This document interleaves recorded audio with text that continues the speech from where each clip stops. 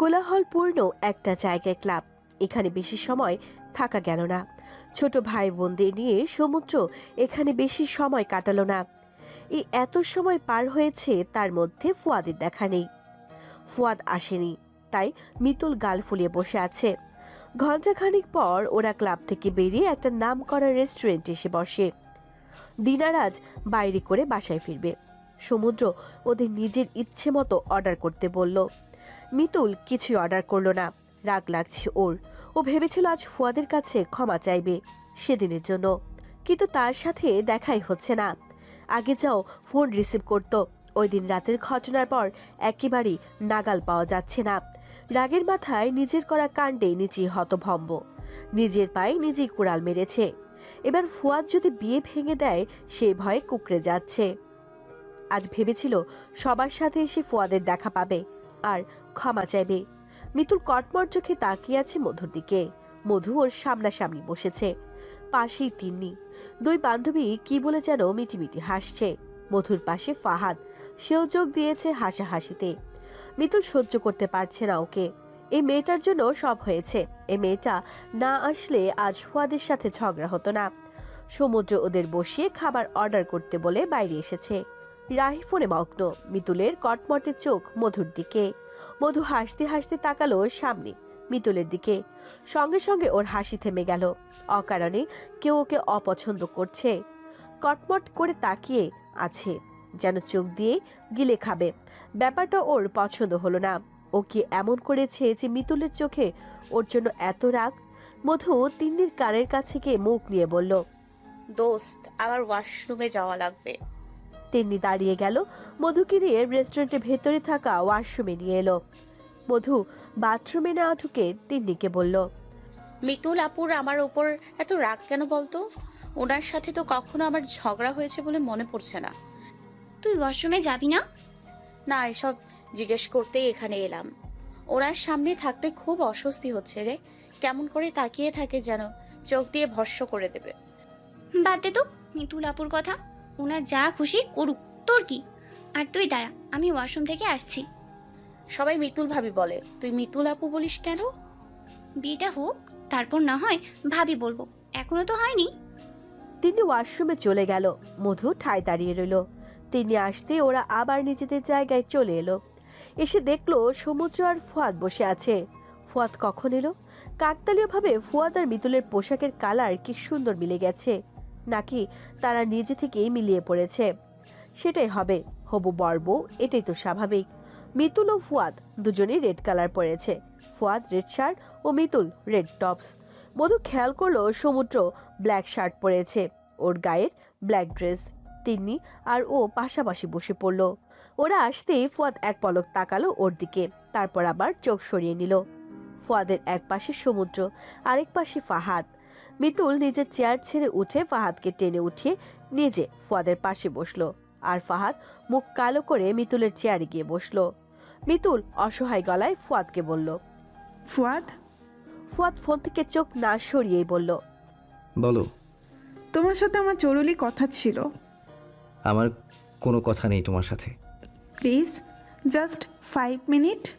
Fuad phone off করে টেবিলের উপর রেখে সরাসরি তাকালো মিতুলের দিকে। মিতুল অসহায় মুখ করে বলল, প্লিজ একটু আসো, বেশি সময় নেব না। ফুয়াদ ফোন টেবিলে রেখে উঠে দাঁড়ালো। ও রেস্টুরেন্টের বাইরে চলে এলো। মিতুল খুশি মনে নিচেও পেছনে পেছনে যেতে লাগলো। বলো, কি বলবে? সেদিনের ব্যবহারের জন্য আই এম সরি। তুমি তো জানো আমি তোমার উপর কতটা দুর্বল। তোমার সাথে কাউকে আমি সহ্য করতে পারি না। রাগের মাথায় সেদিনকে থেকে কি করেছি বুঝতে পারিনি। পরে অনেক লজ্জা লেগেছে। নিজের কাণ্ড কারখানার কথা ভেবে আমি সত্যিই লজ্জিত। ফুয়াদ কপাল কিষ্টিত কুচকে তাকিয়ে আছে মিতুলের মুখের দিকে। মিতুল লজ্জায় মাথা নিচু করে আছে। ফুয়াদ কয়েক সেকেন্ড সেদিকে দৃষ্টিপাত করে বলল, ঠিক আছে। তুমি আমাকে ক্ষমা করেছো? ফুয়াদ ঘাড় ফিরিয়ে তাকালো মিতুলের দিকে, তারপর কিছু না বলে গম্ভীর মুখ করে ভেতরে চলে এলো। মিতুলদেরকে হাসি মুখে আসতে দেখে মধু বোকার মতো তাকিয়ে থাকে। মধু নিজে পছন্দ মতো খাবার অর্ডার দিয়েছিল। ওরা সবাই দিয়েছিল, শুধু মিতুল দেয়নি, তাই ও এবার দিল। ফুয়াদ ক্ষমা করেছে কিনা মুখে সরাসরি না বললেও ওর মনে হচ্ছে রাগ কমেছে, তাই ওরও মন ফুরফুরে হয়ে গেছে। এদিকে মিতুলের রাগী দৃষ্টি আর না পেয়ে মধু অবাক। ফুয়াদ শুধু কোল্ড কফি অর্ডার করলো, মিতুল ওর মন মতো অর্ডার করলো। ডিনার করার সময় সবাই কম বেশি কথা বলল। তিন্নি ফিসফিস করে বলল। দোস্ত দেখ। মধু তাকালো তিন্নির দেখানো টেবিলে একটা কাপড় বসেছে। দুজন চিপকে বসে আছে আর গুজুর গুজুর ফুজুর ফুজুর করছে। দুজন দুজনকে আইসক্রিম খাইয়ে দিচ্ছে। হঠাৎ ছেলেটার হাত থেকে আইসক্রিমটা মেয়েটার গায়ের ওপর পড়ে গেল। মেয়েটার আগে চিৎকার করে উঠে দাঁড়ালো। মধু আর তিন্নি এটা দেখে উচ্চস্বরে হেসে উঠল। ওদের হাসির শব্দে সবাই চমকে তাকালো। সবার তাকানো দেখে মধু মুখ চেপে হাসি আটকানোর চেষ্টা করে যাচ্ছে। মধুর দৃষ্টি এখনো সেই কাপলদের দিকে। মেয়েটা রেগে রেগে ছেলেটাকে কিছু বলছে। মধু নিজে হাসি আটকালেও তিন্নি আটকালো না, দম ফাটানো হাসি দিতে লাগলো। ফুয়াদ গম্ভীর গলায় বলল। অভদ্রের মতো হাসছিস কেন? তিন্নি ফুয়াদের ধমক খেয়ে হাসি কন্ট্রোল করলো অনেক কষ্টে। ফাহাদ আঙ্গুল তাক করে বলল। ভাইয়া দেখো, ওই মেয়েটার ড্রেসে ওই ছেলেটা আইসক্রিম ফেলে দিয়েছে। সেটা দেখে তিন্নি বাঁদরের মতো হাসছে। সমুদ্র ফাহাদের হাত টেনে নিচে নামিয়ে বলল। সবার সামনে মান ইজ্জত নষ্ট করিস না ভাই, যা খুশি হোক ওদিকে নজর দিস না। আর কেউ কোনো কথা বলল না। মিতুলের খাবার আসলো সবার পরে। এদিকে বাকিদের খাওয়া শেষ। মধু আর তিন্নি উঠে দাঁড়ালো। বসে থাকতে ভালো লাগছে না ওদের।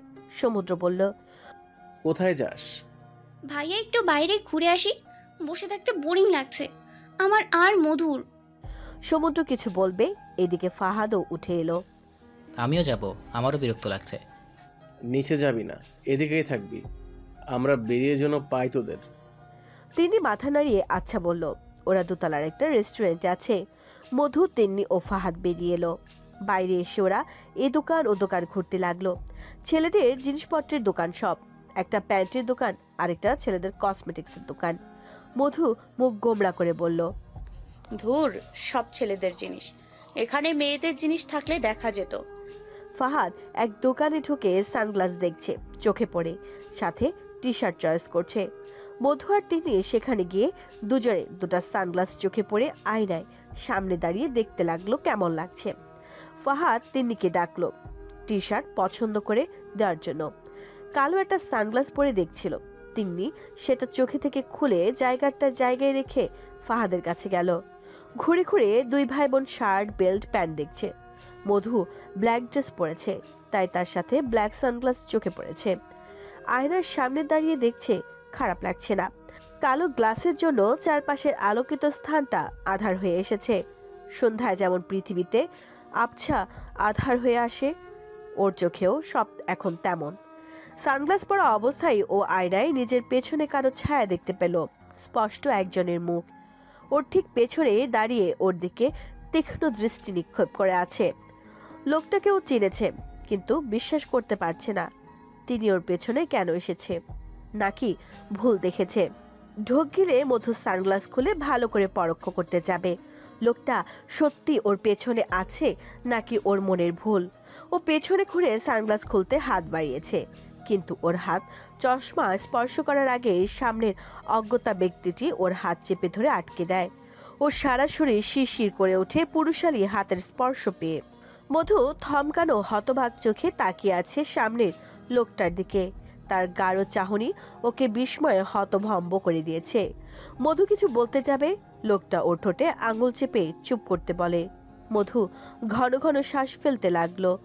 ও সারা শরীর থরথরিয়ে কাঁপছে, গলা শুকিয়ে কাঠ হয়ে আসছে।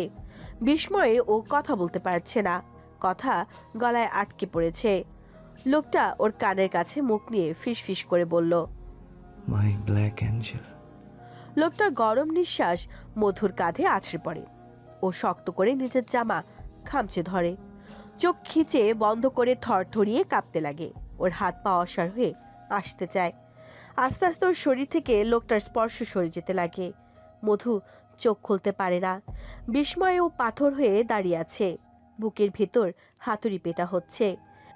এই মধু, কি হয়েছে? এমন হ্যাবলার মতো দাঁড়িয়ে আছিস কেন? কখন থেকে ডাকছি? তিন্নির ধাক্কা খেয়ে মধু সম্মতি ফিরে পায়। ঝড়ের গতিতে সানগ্লাস খুলে এদিক ওদিক তাকাতে লাগে, কেউ নেই। ও ও ঢোক গিলে বলল তোতলানো গলায়। তিন্নি এখানে কি কেউ ছিল আমার সাথে? কে থাকবে? তুই তো একাই দাঁড়িয়ে আছিস। আমি ওদিক থেকে তোকে ডাকতে ডাকতে এইখানে এলাম। হঠাৎ এমন স্ট্যাচু হয়ে গেল কেন? সত্যি কেউ ছিল না? কে থাকবে? মধু ঢোক গিলল। কি বলবে? তিন্নি জিজ্ঞাসু দৃষ্টিতে ওর দিকে তাকিয়ে। মধু থমকানো মুখ নিয়ে ওর সাথে হাঁটতে লাগলো। সানগ্লাস খুলে রেখে দিয়েছে। ওর কানে এখনো বাজছে মাই ব্ল্যাক এঞ্জেল কথাটা। সত্যি কি কেউ এসেছিল, নাকি ওর মনের ভুল, ওর কল্পনা? এমন বাস্তব কল্পনাও হয় বুঝি? তীক্ষ্ণ দৃষ্টিতে এদিক ওদিক তাকাচ্ছে। কেউ আছে নাকি দেখতে? মিতুল সবার আগে নাচতে নাচতে ফুয়াদের গাড়িতে উঠে গেছে ফুয়াদের সাথে যাবে বলে। বাকিরা সমুদ্রের সাথে গেল। মধু সারা রাস্তা আর একটা কথাও বলল না, কথা বলতেই পারল না। বারবার আজে বাজে কথা ভেবে রাস্তা পার করলো। মনে মনে শঙ্কিত হচ্ছিল বারবার। সমুদ্রকে অন্যমনস্ক দেখে অনেক কথাই বলল, কিন্তু মধু কোনো কথাই বলল না। বাসায় ঢুকতে সমুদ্রকে বলল। মধু, তুমি কি কিছু নিয়ে চিন্তিত?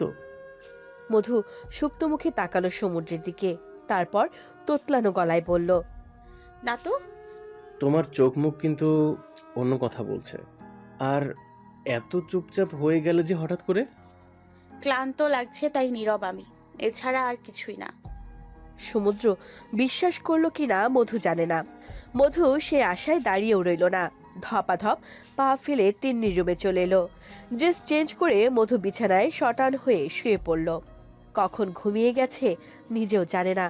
যখন ঘুম ভাঙলো তখন ভোর সকাল। সবাই ঘুমিয়ে, কিন্তু মধু একাই জাগ্রত। ও উঠে গেল আর সোজা রুম ছেড়ে বেরিয়ে এলো। ফুয়াদের রুমটা সামনাসামনি হওয়াতে এক নজর সেদিকে তাকিয়ে দেখলো দরজা বন্ধ। ও আর কোনো দিকে না তাকিয়ে ছাদে এসে দাঁড়ালো। রাত গভীর অবধি অনেকেই হয়তো ছাদে যাতায়াত করে, এজন্য ভোর সকালও ছাদের দরজায় তালা দেওয়া থাকে না। মধু ভোরের মিষ্টি শীতল বাতাস নিল চোখ বন্ধ করে। 2 দিন পর আনিতা ও নাফিসার রান্না করছে। মধু তাদের পাশে দাঁড়িয়ে আছে।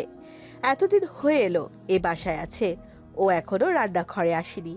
তাই কি মনে করে যেন আজ আসতে মন চাইল। আকাশ সকাল থেকেই মেঘলা, সূর্যি বাবার দেখা নেই। ফাহাদ আকাশের অবস্থা দেখেই আজ স্কুলে যায়নি। খিচুড়ি খাবে বলে পায়রা ধরেছে, তাই লাঞ্চে খিচুড়ি আয়োজন করা হয়েছে। মধুরও খিচুড়ি পছন্দ, বিশেষ করে বৃষ্টির মধ্যে তো খিচুড়ি আরো বেশি পছন্দ। বৃষ্টিদের মানেই তো খিচুড়ি খাওয়া। নাফিসা আন্টি খিচুড়ির জন্য সব রেডি করে আনিতাকে বললেন। তুই খিচুড়ি রান্না করে ফেল, আমি ফুয়াদের জন্য অন্য কিছু তৈরি করি। ও তো আবার খিচুড়ি খায় না। খিচুড়ি খায় না কেন? ফুয়াদ খিচুড়ি পছন্দ করে না, ছোট থেকেই খেতে চায় না। মধু মুখ বেঁকালো। খিচুড়ি কেউ অপছন্দ করে ওর জানা ছিল না। ভালো জিনিস অমন খাটাস লোকদের পছন্দ থাকেও না। বৃষ্টির মধ্যে রাহিয়া আপু পরীক্ষা দিতে গিয়েছে, বিকেলে এক্সাম, এজন্য তার সাথে গিয়েছে সমুদ্র। তিনি বাদে বাসার সব পুরুষ কাজে ব্যস্ত থাকে, তাই তাকে এই দায়িত্ব নিতে হলো। চিত্রা ভাবিকে রান্নাঘরের ধারের কাছেও পাওয়া যায় না। আজ বৃষ্টি, তাই আজ সেই সকালে একবার বের হয়েছিল ব্রেকফাস্ট করে, আবার যে ঢুকেছে আর বের হয়নি। মধু রান্নাঘর থেকে বেরিয়ে এলো। ড্রয়িং রুম পার করতে যাবে, ফাহাদ এসে মধুর হাত চেপে ধরলো বলে বৃষ্টিতে ভিজি। মধু বৃষ্টিতে ভিজতে খুব একটা পছন্দ করে না, কিন্তু জানালায় দাঁড়িয়ে বৃষ্টি দেখতে খুব পছন্দ করে। হাত বাড়িয়ে বৃষ্টির ফোঁটা নিয়ে খেলতেও পছন্দ করে। বৃষ্টিতে ভেজা খুব একটা হয়ে ওঠেনি। বাসার কেউ এসব পছন্দ করে না, এর জন্য আরো আগ্রহ করেনি কখনো। কিন্তু আজ ফাহাদের বলায় কেন জানি ভিজতে ইচ্ছে করলো। তিন্নিকে ডাকো। সে ভিজবে না, চাদর মুড়ি দিয়ে ফোন টিপছে আর অনলাইনে গল্প পড়ছে। আমি ডেকে আসি? গিয়েও লাভ হবে না আপু, বৃষ্টিতে ভিজতে অপছন্দ করে। আমিও পছন্দ করি না, কিন্তু আজ করতে ইচ্ছে করছে। তাহলে চলো বাগানে যাই, নাকি ছাদে যাবে? ছাদ, দোলনা নাই, ফুল নাই, কিন্তু বাগানে ফুল তো আছে। দোলনা আছে, সুইমিং পুল আছে, চাইলে সেখানেও সাঁতার কাটতে পারবে। মধু তিন্নিকে আর ডাকলো না, ফাহাদের সাথে বেরিয়ে এলো। জুতো খুলে রেখে এসেছে। সবুজ ঘাস বৃষ্টির ফোঁটায় চিকচিক করছে। বড় বড় ঘাস, তাই পায়ে কাদা লাগছে না, হাঁটতে মজায় লাগছে। মধু দোলনায় বসলো। ফাহাদকে 2টা ধাক্কা দিয়ে দৌড়ে সুইমিং পুলে নেমে পড়লো ঝাঁপ করে। এখন সাঁতার কাটছে। মধু দোলনায় ওভাবে বসে চোখ বন্ধ করে বৃষ্টির ফোঁটা উপভোগ করছে। উঠে ফুল গাছের কাছে গেল। ওর গায়ে নীল টপস ও নীল স্কার্ট, গলায় ওড়না। মধু একটা গোলাপ ফুল নিয়ে কানে গুঁজে আরো কিছুক্ষণ বৃষ্টি বিলাস করলো। শরীর বরফের মতো ঠান্ডা হয়ে গেছে, ঠোঁট কাঁপছে, শীতে থরথর তিরতির করে। ও ফাহাদকে ডাকলো। ফাহাদও সুইমিং পুল থেকে ডাকছে। মধুবাপু নেমে আসো। আমি সাঁতার পারি না, তুমি উঠে আসো। এত তাড়াতাড়ি? আর একটু থাকো। না, আমি চলে যাব কিন্তু। ফাহাদ উঠে এলো না। মধু দোলনায় বসে রইল ওর জন্য। তখনই একটা গাড়ি শো করে বাসার ভেতরে আসলো। মধু ঘাড় ফিরিয়ে তাকালো, দেখলো ফুয়াদের গাড়ি। লোকটা গাড়ি থেকে নেমে বৃষ্টির জন্য দৌড়ে বাসার ভেতরে চলে গেল। মধু তাকিয়ে রইল। চলে যেতে দৃষ্টি সরিয়ে ফেলল। সবাই লাঞ্চে বসেছে। তখনই এসে উপস্থিত হয়েছে মিতুল। তিনি মধুর কানে ফিসফিস করে বলল, দোস্ত, এই মিতুল আপু এত ঘন ঘন আসা শুরু করলো কেন বলতো? তোর ভাবি আমি কিভাবে জানবো সে কেন আসে? আর আসলে সমস্যা কি? সমস্যা নেই, কিন্তু বিয়ে ঠিক হওয়ার পর আপুই বলেছিল সে নাকি বিয়ের আগে এত ঘন ঘন হবু শ্বশুরবাড়ি আসবে না, তার নাকি খুব লজ্জা করে, কিন্তু এখন দেখ সুযোগ পেলেই চলে আসছে। মধু কিছুই বলল না। খাবার খেয়ে উঠে চলে এলো। মিতুলকে খেতে বলা হয়েছিল, ও খায়নি। ড্রয়িং রুমের সোফায় বসেছিল। মধু সবার আগে খাওয়া শেষ করে এদিক দিয়ে দোতলায় যাচ্ছিল। মিতুল পিছু ডাকলো। মধু চমকে দাঁড়িয়ে পড়ল। কিছু বলছেন আপু? কেমন আছো? ভালো, আপনি কেমন আছেন? মধুর চোখ মুখে চরম বিস্ময়। মিতুলের থেকে যতটা সম্ভব খারাপ ব্যবহার পেয়েছে, আজ ভালো আচরণ দেখে ও পুরোই হতবাক। হ্যাঁ ভালো। তুমি সেই যে 1 মাস আগে পালিয়ে এলে, এখনো অন্যের বাসায় পড়ে আছো। লজ্জা করছে না? নিজের বাসায় ফিরে যাচ্ছ না কেন? মধু লজ্জায় রাগা হয়ে উঠল, মাথা নিচু করে ফেলল।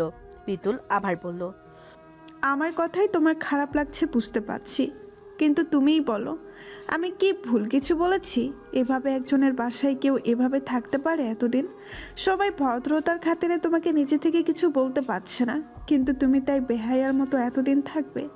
এবার তোমার নিজের বাড়িতে চলে যাওয়া উচিত। মধু অনেক চেষ্টা করেও কান্না আটকাতে পারল না। ওর চোখ বেয়ে গলগলিয়ে নোনা জল গড়িয়ে পড়তে লাগলো। মধু জড়ানো গলায় বলল, আমি খুব শীঘ্রই চলে যাব আপু। ধন্যবাদ আমাকে ভালো পরামর্শ দেওয়ার জন্য। মধু আর 1 সেকেন্ড দাঁড়ালো না। এক দৌড়ে সিঁড়ি ধাপ অতিক্রম করতে লাগলো এলোমেলো পায়ে। ফুয়াদ ফোন টিপতে টিপতে নিচে নামছিল। হঠাৎ ঝড়ের বেগে মধুকে ছুটতে দেখে ও কপাল কুঁচকে তাকালো ওর দিকে। এক পলকে মেয়েটা চোখের আড়াল হয়ে গেল। ফুয়াদ ঘাড় ঘুরিয়ে পেছনে তাকালো। মধু চোখের আড়াল হতেই নিচে নেমে দেখলো মিতুল বসে আছে।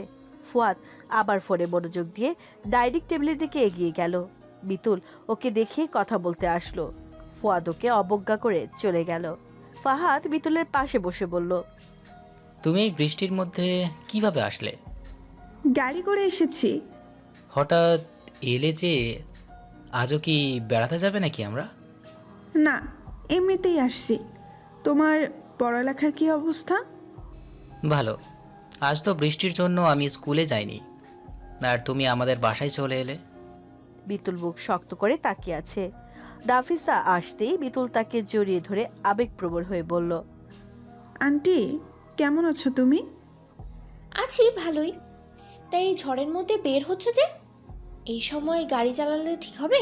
দুর্ঘটনা ঘটার সম্ভাবনা থাকে যে। আসলে আন্টি, আমি তোমাদের খুব মিস করছিলাম, তাই চলে এলাম। অনেক দিন ধরেই থাকা হয় না এখানে, তাই ভাবলাম আজ থেকে যাই। বাসায় আম্মু আর নিহা মামার বাসায় গেছে। আমি একাই এই ঝড়ের মধ্যে থাকতে ভালো লাগছিল না। বেশ ভালো করেছো। খেলে না যে? আমি খেয়ে এসেছি আন্টি। মিতুল তার পাশেই বসে গল্প করতে লাগলো। ফাহাদ মায়ের উপস্থিতি পেতেই উধাও হয়েছে। রাহিয়ার সমুদ্র আসলো সন্ধ্যা নাগাদ। রাহিয়া আপু এসে রাখে ঘুম। মধু, তিন্নি আর ফাহাদ লুডো খেলছিল। আর একজন থাকলে জমতো ভালো, কিন্তু এখন রাহিয়া আপু আসবে না। সমুদ্র খাবার খেয়ে ঘুম। এখন বাকি আছে ফুয়াদ আর মিতুল। মধুর মন খারাপ ছিল মিতুলের তিক্ত কথা শোনার পর থেকে, কিন্তু নিজের চোখের জল আর কাউকে দেখায়নি। তিন্নি আসার আগেই নিজেকে সামলে নিয়েছে। ফাহাদ আর তিন্নি লুডো আনতেই মন খারাপ ফেলে খেলতে বসেছে। ফাহাদ এক দান খেলে উঠে চলে গেল যে কোনো আরেকজনকে ডাকতে। যাই, ফুয়াদ ভাইকে ডেকে আনি। ভাইয়া আসবে না, শুধু শুধু ফাহাদ গেলে এক ধমক খেয়ে আসবে দেখিস। মধু কিছুই বলল না, শুধু হাসলো। বলে দেখি না, আসলে মিতু ভাবি আছে। আম্মু, চাচি যাকে পাবো তাকেই নিয়ে আসবো। বলেই ফাহাদ দৌড়ে চলে গেল। একটু পর রুমে প্রবেশ করলো ফাহাদ, মিতুল ও ফুয়াদ। মধু মিতুলকে দেখেই ওর খেলার ইচ্ছে নষ্ট হয়ে গেল। এত তিক্ত কথা শুনে তাকে পছন্দ বা তার সাথে ভালো করে চলার মতো ভালো মেয়ে ও না। 4 জনের জায়গায় 5 জন হয়ে গেল। এবার খেলবে কি করে, কাকে বাদ দিবে? মধু ফট করে উঠে দাঁড়ালো, ফাহাদকে উদ্দেশ্য করে বলল, আমি খেলবো না, তোমরা খেলো। কি হলো, উঠিস কেন? তুই খেল, আমি পরের বার খেলবো। আমার জরুরি কল আছে, তোরা খেল, কথা বলে আসি। বলেই বেলকনিতে এসে বসলো। কারো দিকে তাকালো না একবার। মিতুলের সামনে থাকতেও অসহ্য লাগে ওর। বেলকনিতে এসে মধু ফেসবুকে লগ ইন করে দেখলো সমুদ্রকে রিকোয়েস্ট দিয়েছে। ও রিসিভ করলো। তারপর নিউজ ফিডে স্ক্রল করতে লাগলো। রাহির পরীক্ষা শেষ হলো তাড়াতাড়ি। পরীক্ষা শেষে হঠাৎ করে নাফিস আর সমুদ্রকে নিয়ে পাত্রী দেখতে গিয়েছিল। সমুদ্রের সে কি রাগ, মিথ্যা বলে পাত্রী দেখাতে নিয়ে গিয়েছিল। বাসায় এসে তার রাগের সম্মুখীন হয়েছিল সবাই। মধু প্রথম সমুদ্রের এমন রাগী রূপ দেখে হতভম্ব। এ মানুষটার এত রাগ থাকতে পারে ও কল্পনাও করতে পারেনি। আমি 1000 বার বলেছি আমি বিয়ে করব না। আমি বিয়ে করব না মানে আমি বিয়ে করব না। তবুও আমাকে না জানিয়ে পাত্রী দেখাতে নিয়ে গেলে কোন সাহসে? যাই হোক, কাজটা কিন্তু তুমি মোটেও ঠিক করনি মা। বলেই সমুদ্র ড্রয়িং রুমে থাকা সোফায় লাথি মেরে বসে। মধু ও তিন্নি সমুদ্রের রাগী চেহারা দেখে সিঁড়ির গোড়ায় দাঁড়িয়েছিল। মধু ভয়ার্ত গলায় তিন্নিকে ফিস ফিস করে বলল, দোস্ত, সমুদ্র ভাইয়ের মতো শান্ত শিষ্ট মানুষ এমন রাগ দেখাতে পারে আমার জানা ছিল না। ছেলে মানুষ আবার রাগহীন হয় নাকি? সমুদ্র ভাইয়ের একমাত্র রাগ তার বিয়ে নিয়ে। বিয়ে নিয়ে তার ঘোর বিরোধিতা। বিয়ের কথা উঠলেই তিনি শান্ত থেকে অশান্ত হয়ে ওঠে। ভাইয়ার রাগ দেখলে মনে হয় তাকে বিয়ে করতে নয়, তাকে জমের দুয়ারে পাঠানো হবে। তাই তিনি এমন রিয়্যাক্ট করে। আমিও বিয়ে করতে চাই না, কিন্তু সেটা শুধু ওই শাফিনের জন্য। আমার পছন্দের কাউকে পেলে আমি আরো আগেই বিয়ের সিদ্ধান্ত নিয়ে নিতাম। তাই বলে এমন জীবনে বিয়েই করব না, এমন মনোবাসনা হয়নি। তুই এখন ভাইয়ের সাথে নিজেকে কম্পেয়ার করছিস নাকি? ধুর না, আমি বলছি তার বিয়েতে এত আপত্তি কেন? এটা বড়রা আর ফুয়াদ ভাই জানে, আমরা ছোটরা এই বিষয়ে কিছুই জানি না। ওরে আমার শিশু বাচ্চারে, এখন তো মনে হচ্ছে ফুয়াদের থেকে সমুদ্র বেশি রাগী।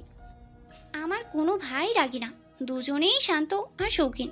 সমুদ্র ভাই শুধু বিয়ের কথা উঠলেই এমন করে। দেখ, নিজের রাগ নিজে কন্ট্রোল করতে পারে না, অসুস্থ হয়ে পড়ে। আর ফুয়াদ ভাই আরও শান্ত, তিনি ভিতরে থেকে অনেক নরম, কিন্তু উপরে শাসন করে। ভাই যতটুকু রাগ দেখায় তা আমাদের সঠিক পথে চলার জন্য। তিনি বন্ধুসুলভ আচরণ কম করে, কিন্তু মন থেকে আমাদের সবাইকে অনেক ভালোবাসে। আমরা ভুল করলে রাগ দেখায়, পরে নিজে এসে রাগ ভাঙায়। রাখি আপু আর তার বন্ধুর সম্পর্কের কথা শুনে অনেক রাগারাগি করেছিল। কেন জানিস? এতদিন তার থেকে আড়ালে রাখার জন্য। পরে নিজেই ওদের সাথে মিটমাট করে রাহি আপুকে সেই রাগ দেখার জন্য উপহার স্বরূপ বেড়াতে নিয়ে যাওয়ার কথা দিয়েছে। আমাদের বড় ভাই মোশাররফ, তিনি নিজের কাজ নিয়ে ব্যস্ত থাকেন, সময় কম দেয় পরিবারে। কিন্তু সমুদ্র ভাই আর ফুয়াদ ভাই আমাদের অনেক সময় দেয়, আমাদের সকল শখ পূরণ করেন। আমাদের একা কলেজ থেকে ট্রিপে পাঠায় না, কিন্তু আমরা ফ্যামিলি ভাবে বছরে 2 বার ট্রিপে যাই। এমন একটা পরিবারের মেয়ে হলে নিজেকে সৌভাগ্যবতী ভাবতে পারতাম। মেয়ে না হতে পারলেও বউ কিন্তু হতেই পারিস। কি বললি তুই? কিছু না। নাফিসা বেগম ছেলেকে শান্ত করতে চাইছে। সমুদ্র রাগে চিৎকার করলো কতক্ষণ, তারপর হাঁপানি রোগীদের মতো সোফায় বসে রইল। নাফিসা গ্লাসে পানি এনে ছেলেকে খাইয়ে দিলেন। তারপর ছেলের মাথায় হাত বুলিয়ে দিতে লাগলেন, মানে সমুদ্রকে শান্ত করার চেষ্টা আর কি। শান্ত হ বাবা, আর কখনো তোকে বিয়ের জন্য জোর করবো না, তুই তাও শান্ত হ। সমুদ্র টকটকে লাল চোখে মায়ের দিকে তাকালো। তারপর উত্তর না দিয়ে উঠে দাঁড়ালো। সে রুমে যাবে, তাকে এগিয়ে আসতেই দেখে তিন্নি আর মধু সরে গেল রাস্তা থেকে। সমুদ্র কারো দিকে তাকালো না, সোজা নিজের রুমে গিয়ে দরজা আটকে দিল। হাজার ডেকেও কেউ সমুদ্রকে বের করতে পারল না। সন্ধ্যার পর ফুয়াদ আসলো ভাইয়ের খবর শুনে। ফুয়াদ দরজা নক করতে সমুদ্র দরজা খুলে দিল। মধু ফ্যাল ফ্যাল করে তাকিয়েছিল সেদিকে। এতগুলো মানুষ দরজা খুলতে বলল, খুলল না, কিন্তু ফুয়াদ একবার ডাকতে খুলে দিল। মধু পা টিপে টিপে দরজার সম্মুখে দাঁড়িয়ে উকি দিল ভেতরে। সমুদ্র চুপ করে বসে আছে খাটে, ওর পাশেই ফুয়াদ বসে আছে, কথা বলছে। সমুদ্রের হাতে একটা বিয়ারের বোতল, ও কথা শুনছে কিনা বোঝা যাচ্ছে না। একটু পরপর সেটাতেই চুমুক দিয়ে যাচ্ছে। রুমের অবস্থা দারুণ সুন্দর। ড্রেসিং টেবিলের জিনিস ও ফুলদানি অনেক জিনিস ভেঙে ফ্লোরে ছড়িয়ে ছিটিয়ে আছে। বাবারে, মনে হচ্ছে টর্নেডো বয়ে গেছে রুমে। ফুয়াদ রুম থেকে চিৎকার করে কাজের খালাকে ডাকলো। তিনি আসতেই তাকে রুম পরিষ্কার করতে বলল। তিনি কাজে লেগে পড়ল। মধু আলগোছে পালিয়ে এলো সেখান থেকে। মধু রুমে এসে দেখলো তিন্নি ব্যাকপ্যাক করছে। মধু কপাল কুঁচকে বলল, কি রে, কোথাও যাবি নাকি? তাড়াতাড়ি প্যাকিং কর, সকাল সকাল আমরা সাজেকের উদ্দেশ্যে রওনা হব। কি বলিস, এই অবস্থা বাসার? তাতে কেউ বেড়াতে যাবে? কি অবস্থা আবার বাসার? সমুদ্র ভাইয়ার কি অবস্থা জানিস না? ধুর গাধি, ফুয়াদ ভাইয়া এসে পড়েছে। আর তার কি হবে? রাগ একটু পর, ডিনারে দেখতে পারবি কিছুই নাই, সব ঠান্ডা। সত্যি? ইয়েস, এবার ব্যাগ প্যাক করে ফেল। অদ্ভুত। ফুয়াদ ভাইয়া অদ্ভুত, সবাইকে সামলানো তার বাঁ হাতের খেল। তোর ভাইকে নিয়ে কথা বলবি না, লোকটা আমায় অনেক ধমকিয়েছে। আহারে বিচারি। আমি বেচারি না। আচ্ছা মনা, তুমি বিচারি না।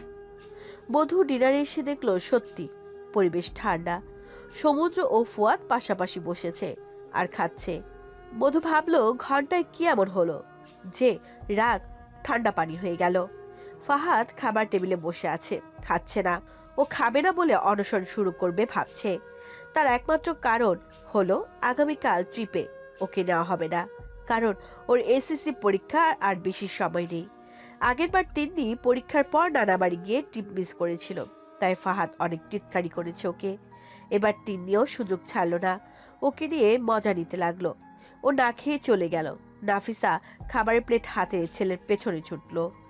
তারপর ও ওকে নিয়ে খাওয়াতে পারলো না। ওকে নিয়ে না গেলেও না খেয়েই থাকবে বলে জানালো। তারপর রাজি হলো, ওকে নিয়ে যাওয়া হবে। দোস্ত, কখন সকাল হবে রে? তিন্নি আর মধু শুনেছিল। তিন্নির ঘুমটা কেবল লেগেছিল, তখনই মধুর ধাক্কায় ওর সুন্দর ঘুমটা ভেঙে গেল। তিন্নি প্রচন্ড বিরক্ত নিয়ে বলল, আমারে ঘুমাতে দে, ঘুম ধরলেই ডেকে উঠাস কেন? তুইও ঘুমা, অনেকটা পথ জার্নি করতে হবে। আমার উত্তেজনায় ঘুম আসছে না।